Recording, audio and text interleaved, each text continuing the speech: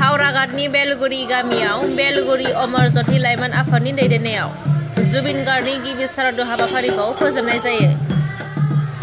बे मानगोनां महरगिरिखौ भारत रत्न बान्था होनो दाबि खालामनाय जायो।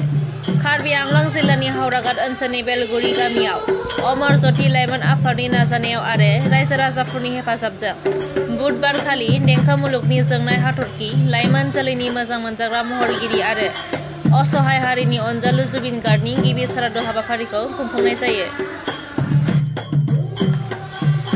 हाबाफारि बायदियै फुंनि 11 रिंगायाव अमर ज्योति लाइमोन आफादनि आफादगिरि राजेश्वर पाठक बिथाङा गाहाय गेदेमा महरै जुबिन गार्गनि सावगारिखौ लानानै सोरां फोजोंनानै मान बावो। बिनि उनाव गेदेमा महरगिरिनि आत्मानि गोजोननि थाखाय 1 मिनिट सिरि सिरि आरज गाबनाय जायो। नुजाथिफैनाय गासिबो सुबुंफोरा जयै मायाबिनि मेथाइखौ दिन्थिफुंदोंमोन। बिनि उनाव हेमकान्त मेडिया भगवत रोजाबनायखौ जागायजेनो आरो लासै लासै सिमन्त बर', रतन कलिता, जोगेन कलिता, निर्बन बरा आरो गणकान्त बर'याबो भगवतखौ आवरायो। मान बावनाय हाबाफारियाव असमिया प्रतिनिधि खौरां बिलाइनि खौरांगिरि धर्मेन्द्र खाख्लारि, मुंदांखा खन्थाइगिरि रुफाली बसुमतारी आरो खानकि बेलगुरि ग्रेटार माल्टिपार्पस क'अपारेटिभ ससाइटि आफादनि सामसिं बिथांमोनहा नुजाथिफैनानै हाबाफारिखौ जाफुंहोयो।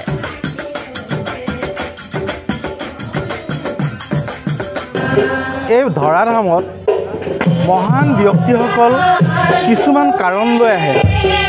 এই কাৰণটোৱে হৈছে জুবিন গাৰ্গে অসমীয়া জাতিটোৰ উদ্ধাৰৰ হেতুকে মানৱ জীৱনক উদ্ধাৰ কৰিবলৈ কাৰণে হয়তো এই ধৰাধামত আহিছিল আৰু খুব কম দিনৰ সময়ত তেওঁৰ যিখিনি কৰ্তব্য আৰু যিখিনি মানৱৰ কাৰণে কৰিবলগীয়া কাম, জাতিটোৰ কাৰণে কৰিবলগীয়া কাম, সেই সময়খিনিতে যিমান অলপ সময় নষ্ট নকৰাকৈ প্ৰতিটো মুহূৰ্তত উদ্ধাৰৰ হেতুকে তেওঁৰ প্ৰতিটো ক্ষণতে অসমীয়া জাতিৰ গান গাইছিল, মানৱ জীৱনৰ জাতিৰ গান গাইছিল, মানৱ কল্যাণৰ গান গাইছিল।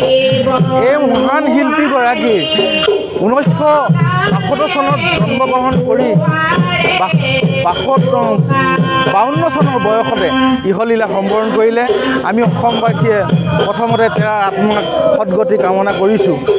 তেওঁৰ মহান আদৰ্শ এয়াই যে কি তেওঁৰ খুব কম সময়ৰ ভিতৰত 40টা ভাষাত আৰু 38,000 গীত তেওঁৰ মানৱ জীৱনৰ কাৰণে এৰি থৈ গ'ল। আমাক উন্নতকৰণৰ কাৰণে, আমাৰ জাতিটোৰ ক্ৰমাগতভাৱে আগবাঢ়ি যাবলৈ কাৰণে তেওঁ এইখিনি সাধনা কৰি আমাক দি থৈ গৈছে। এইখিনি কথা আমি কেতিয়াও পাহৰিব নোৱাৰোঁ। যে কি নহওক, আমাৰ ভাৰতত, আমাৰ সৰ্বভাৰতত যিটো সাংস্কৃতিক দল আছিলে, সেই সাংস্কৃতিক দলৰ এটা কথা ক'বলৈ বিচাৰিছোঁ যে কি ভাৰতত যিটো গীত ভাৰত শিল্পীসকলে গাব পৰা নাছিলে, ইয়ে আলি গানটো আমাৰ যিজন এ.আৰ. ৰহমানে গীত গাব নোৱাৰা কণ্ঠটো সি তৎক্ষণাত 1 মিনিট সময় নোহোৱাকৈ অকল অসমকে নহয় ভাৰতক উপহাৰ দি থৈ গৈছে। এনে এজন মহান শিল্পীক দুষ্কৃতিকাৰীয়ে আজি এনেকুৱা এটা কুকল্প লগাইছিলে, সেই কল্পটোৰ পৰা তেওঁ ৰেহাই নাপালে।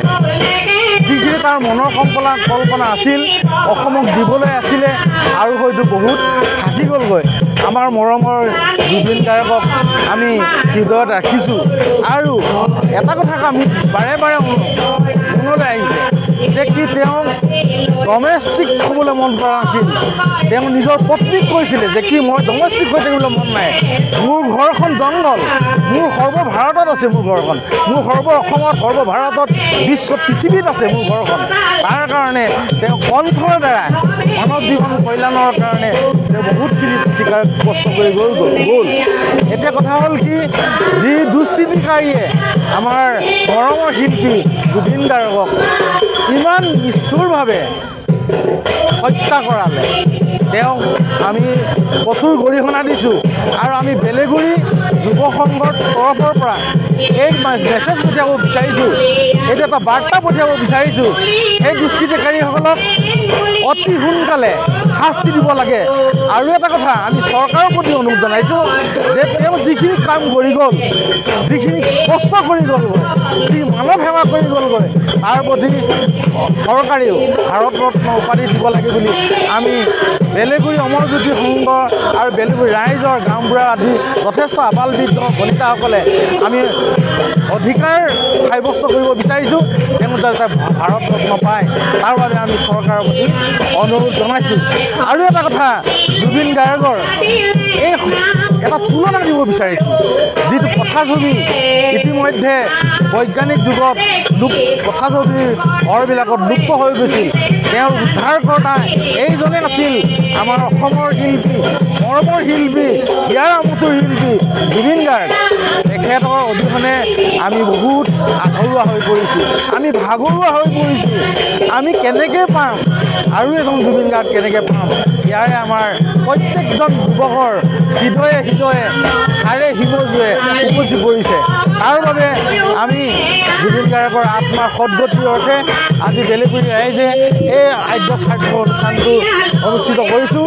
ভগৱন্তই কৃপা কৰক, তেওঁৰ আত্মাৰ সদ্গতি দিয়ক আৰু তেওঁ কৰি থৈ যোৱা কাম, তেওঁ আধাৰুৱা কামবোৰ আমি উঠি অহা প্ৰজন্মই আখৰে আখৰে পালন কৰি মানৱ কল্যাণৰ কাৰণে আগুৱাই যাবলৈ প্ৰেৰণা দিয়ক, তাৰে কামনা ৰাখি